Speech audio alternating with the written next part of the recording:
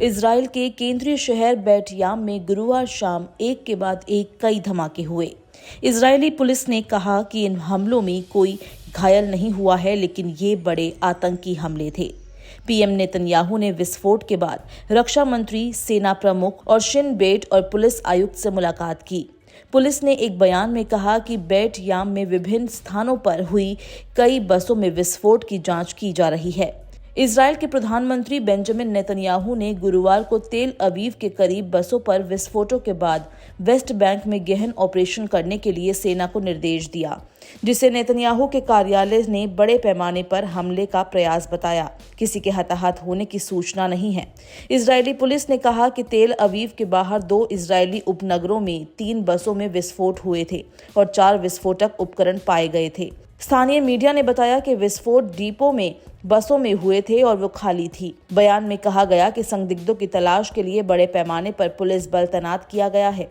ये विस्फोट इजराइल में विनाशकारी बस विस्फोटों की याद दिलाता है, जो 2000 के दशक के फलस्तीनी विद्रोह के दौरान हुए थे।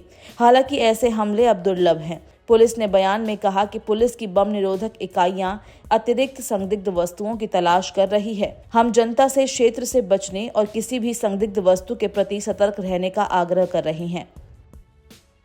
इजरायली प्रधानमंत्री बेंजामिन नेतन्याहू सार्वजनिक बसों में हुए धमाके के बाद एक सुरक्षा बैठक करेंगे। उनके कार्यालय ने एक बयान में जानकारी दी है। बयान में कहा गया है कि प्रधानमंत्री बेंजामिन नेतन्याहू केंद्रीय क्षेत्र में धमाकों पर अपने सैन्य सचिव से अपडेट ले रहे हैं और एक सुरक्षा मूल्यांकन बैठक करेंगे। बेट याम के मेयर त्वाजिका ब्रॉट ने एक वीडियो बयान में कहा है कि विस्फोट 2 अलग-अलग पार्किंग स्थलों में 2 बसों में हुए। ब्रॉट ने कहा कि इन घटनाओं में कोई घायल नहीं हुआ है। उन्होंने कहा कि विस्फोटों के कारण अभी भी स्पष्ट नहीं है।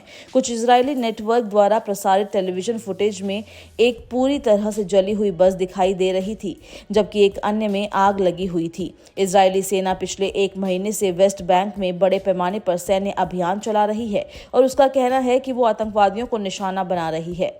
वेस्ट बैंक के शरणार्थी शिविरों में हजारों फलस्तीनियों को अपने घर छोड़ने के लिए मजबूर किया गया है, जबकि घरों और बुनियादी ढांचों को ध्वस्त कर दिया गया है। बता दें कि 16 महीने के युद्ध के बाद फलस्तीनी आतंकवादी समूह हमास और इजराइल के बीच गाजा में नाजुक युद्ध विराम के बीच बस विस्फोट हुए।